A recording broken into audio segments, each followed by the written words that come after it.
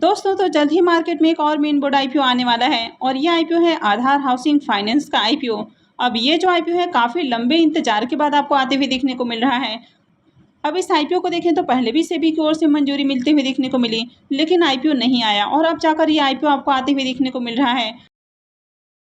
तो चलिए देखते हैं कि कंपनी का बिजनेस कैसा है, कंपनी क्या काम करती है और इस आईपीओ में आगे अप्लाई करना है या फिर नहीं करना है। आईपीओ के डिटेल्स को देखेंगे और साथ ही जानेंगे कि ग्रे मार्केट में इसकी कैसी डिमांड है। तो चलिए वीडियो को शुरू करते हैं। लेकिन इससे पहले कि मैं वीडियो को शुरू करूं, अगर आप इस चैनल पर पहली बार विजिट कर रहे हैं या फिर आपने चैनल अब तक सब्सक्राइब नहीं किया है तो चैनल को सब्सक्राइब कर लें और साथ में वीडियो को भी लाइक कर दें। अब आधार हाउसिंग फाइनेंस में 98.72% की जो होल्डिंग है वो बीसीपी टॉपको की देखने को मिलती है, जो कि ब्लैकस्टोन ग्रुप की कंपनी है और इसमें 1.18% की हिस्सेदारी आईसीआईसी बैंक की भी देखने को मिल जाती है। अब यहाँ पर जो बीसीपी टॉपको आपको देखने को मिलता है तो वो अपनी होल्डिंग को इस आईपीओ के जरिए सेल करने वाला है। तो बीसीपी टॉपको का इस कंपनी में 98% से ज़्यादा की होल्डिंग देखने को मिल रही है। तो इस आईपीओ में ऑफर फॉर सेल भी होने वाला है, यानी कि कंपनी कुछ अपने स्टेक्स को ऑफर फॉर सेल के जरिए सेल करने वाली है। और ये आईपीओ 8 मई से ओपन होने वाला है और ये 10 मई को क्लोज होगा। फेस वैल्यू 10 रुपये पर शेयर होने वाला है। अगर आईपीओ के प्राइस बैंड और लॉट साइज की बात करें तो ये अब तक अपडेट नहीं किए गए हैं कि आईपीओ का प्राइस बैंड कितने का रहेगा, आईपीओ का लॉट साइज कितने का होने वाला है।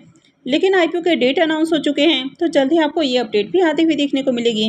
तो जैसे इससे जुड़ी हुई अपडेट आती है तो मैं भी आपको अपडेट कर दूंगी। वैसे आईपीओ के साइज की बात करें तो आईपीओ काफ़ी बड़ा होने वाला है, यानी कि 3000 करोड़ का ये आईपीओ होने वाला है। यहाँ पर 1000 करोड़ रुपए के फ्रेश इशू होने वाले हैं और 2000 करोड़ रुपए का ऑफर फॉर सेल होने वाला है। अब यहाँ पर एक क्वेश्चन आया था कि ऑफर फॉर सेल क्या होता है। अब अगर किसी कंपनी का आईपीओ आता है और कंपनी के प्रमोटर्स अपनी हिस्सेदारी को सेल कर रहे हैं, यानी कि कंपनी के प्रमोटर्स या इसके जो शेयर होल्डर्स हैं वे अपने स्टेक को सेल कर रहे हैं, तो ये ऑफर फॉर सेल होता है। यानी कि ये जो पैसा है ये कंपनी के प्रमोटर्स के पास जाता है और ये आईपीओ मेन बोर्ड आईपीओ है, तो कंपनी बीएससी और एनएससी के ऊपर लिस्ट होने वाली है। इस आईपीओ में भी रिजर्वेशन पोर्शन को देखें तो क्यूआईबीज के लिए 50% का पोर्शन रखा गया है, रिटेलर्स के लिए 35% और एचएनआईज के लिए 15% का पोर्शन दिया गया है। इस कंपनी में प्रमोटर्स की होल्डिंग को देखें तो अभी प्रमोटर्स की होल्डिंग 98.72% है और आईपीओ आने के बाद प्रमोटर्स की होल्डिंग कम होने वाली है। आधार हाउसिंग फाइनेंस की अगर बिजनेस की बात करें तो कंपनी 2010 में इनकॉर्पोरेट हुई है और जैसा कि आपको नाम से ही देखने को मिल रहा है कंपनी हाउसिंग फाइनेंस कंपनी है, यानी कि घर के लिए लोन देने का काम करती है। कंपनी लोअर इनकम सेगमेंट वाले जो लोग हैं, यानी कि जो middle class lower middle class families हैं, तो उनको हाउसिंग लोन देते हुए देखने को मिलती है। तो इस कंपनी के जो ब्रांचेस और सेल्स ऑफिस आपको देखने को मिलते हैं वो टियर 4 और टियर 5 टाउन्स के अंदर देखने को मिलते हैं। 30 सितंबर 2023 तक देखें तो इस कंपनी के 12,221 आधार मित्र देखने को मिलते हैं, जो कि कस्टमर्स को लोन दिलवाने का काम करती हैं और बदले में ये रेफरल फीस लेते हैं। तो ये कंपनी मॉर्गेज लोन भी देती हुई देखने को मिलती है। तो कंपनी रेसिडेंशियल कमर्शियल इस तरह के जो प्रॉपर्टीज़ हैं तो उनको परचेज करने के लिए, उसमें कंस्ट्रक्शन करवाने के लिए या अगर होम में इम्प्रूवमेंट करवाना है या एक्सटेंशन करवाना है तो इसके लिए भी कंपनी लोन देती हुई देखने को मिलती है। ओवरऑल कंपनी के बिजनेस को देखें तो कंपनी का बिजनेस अच्छा देखने को मिलता है। वैसे जब आईपीओ के पूरे डिटेल्स आपको आते हुए देखने को मिलेंगे तब मैं इसके ऊपर एक डिटेल वीडियो लेकर आऊँगी। आधार हाउसिंग फाइनेंस आईपीओ के फाइनेंशियल की भी बात करें तो यहाँ पर फाइनेंशियल 21, 22, 23 और फाइनेंशियल 24 के 3 क्वार्टर यानी कि 9 मंथ के फाइनेंशियल आपको देखने को मिल रहे हैं। तो सबसे पहले अगर कंपनी के एसेट को देखें तो ईयर ऑन ईयर कंपनी के जो एसेट हैं इसमें आपको ग्रोथ देखने को मिल रही है। कंपनी के रेवेन्यू को भी देखें तो साल दर साल कंपनी के जो रेवेन्यू है ये भी आपको बढ़ते हुए देखने को मिल रहे हैं। कंपनी के प्रॉफिट आफ्टर टैक्स को देखें तो फाइनेंशियल 21 में कंपनी का प्रॉफिट 340 करोड़ है, फाइनेंशियल 22 में बढ़ के 446 करोड़ हो जाता है, फाइनेंशियल 23 में देखें तो 545 करोड़ है और फाइनेंशियल 24 के 3 क्वार्टर में ही 547 करोड़ देखने को मिल रहा है। तो कंपनी यहाँ पर ईयर ऑन ईयर अच्छे प्रॉफिट भी बनाती हुई देखने को मिल रही है। कंपनी के नेटवर्थ को भी देखें तो कंपनी के जो नेटवर्थ हैं इसमें भी लगातार आपको ग्रोथ देखने को मिल रही है। और अगर कंपनी के बोरोइंग्स की बात करें तो ये फाइनेंशियल सेक्टर की कंपनी है तो इसके बोरोइंग्स को कंसीडर नहीं करना है, यानी कि ये जो कंपनी है लोन देने वाली कंपनी है तो इस तरह के कंपनियों के बोरोइंग्स को नहीं देखना होता है। तो ओवरऑल जिस तरह के यहाँ पर आपको फाइनेंशियल देखने को मिल रहे हैं तो कंपनी के फाइनेंशियल काफ़ी आउटस्टैंडिंग है। अब अगर इसके KPI की बात करें तो ROE 18.4 का देखने को मिल रहा है, तो ये आपको बढ़िया देखने को मिल रहा है। डेट टू इक्विटी रेशियो 3.1 का है, लेकिन इसको कंसीडर नहीं करना है। रिटर्न और नेटवर्थ को भी देखें तो ये 12.9 का है, तो ये भी आपको ठीक ठाक देखने को मिल रहा है।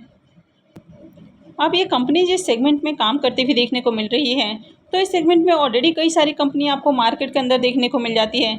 जैसे कि अगर एप्टस वैल्यू हाउसिंग फाइनेंस की बात करें, आवास फाइनेंस की बात करें, होम फर्स्ट फाइनेंस की बात करें या फिर इंडिया शेल्टर फाइनेंस की बात करें, तो मार्केट में इस तरह की काफ़ी सारी कंपनियां देखने को मिल रही हैं।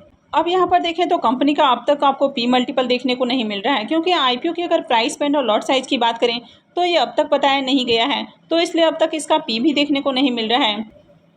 डिटेल्स आती हुई देखने को मिलती है तो उस समय इसका P रेशियो भी आपको देखने को मिलेगा।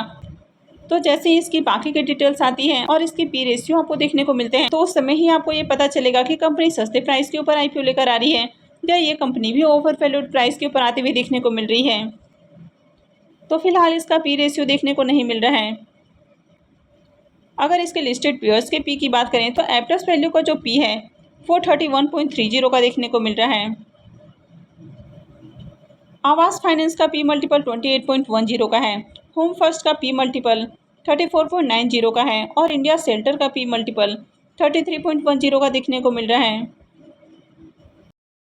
IPO के ऑब्जेक्टिव की बात करें कि कंपनी IPO के जरिए जो फंड रेज करने वाली है तो उसका यूज़ कहाँ करने वाली है, तो सबसे पहला यूज हो जाता है कैपिटल रिक्वायरमेंट्स और सेकेंड हो जाता है जनरल कॉर्पोरेट पर्पस। इस IPO के इम्पोर्टेंट टाइम टेबल की बात करें तो IPO 8 मई यानी कि नेक्स्ट वेडनेसडे से ओपन होने वाला है और ये 10 मई यानी कि फ्राइडे को क्लोज हो जाएगा। IPO का अलॉटमेंट डेट 13 मई होने वाला है, रिफंड डेट 14 मई रहेगा, क्रेडिट डेट भी 14 मई होने वाला है और IPO की लिस्टिंग 15 मई को होने वाली है। अब अगर इसके ग्रे मार्केट प्रीमियम की बात करें तो अब तक इसका ग्रे मार्केट में प्रीमियम देखने को नहीं मिल रहा है और वैसे भी अब तक IPO के प्राइस बैंड और लॉट साइज अपडेट नहीं किए गए हैं। तो जैसे इनसे रिलेटेड कोई भी अपडेट आती है, IPO के प्राइस बैंड लॉट साइज वगैरह ओपन होते हैं या इसका ग्रे मार्केट में प्रीमियम ओपन होता है, तो मैं भी आपको अपडेट कर दूंगी। तो आई होप कि आपको जानकारी अच्छी लगी होगी। तो अगर आपने वीडियो को अब तक लाइक नहीं किया है तो वीडियो को लाइक कर दें और चैनल को भी सब्सक्राइब कर लें और वीडियो को अंत तक देखने के लिए आप सबका बहुत बहुत धन्यवाद।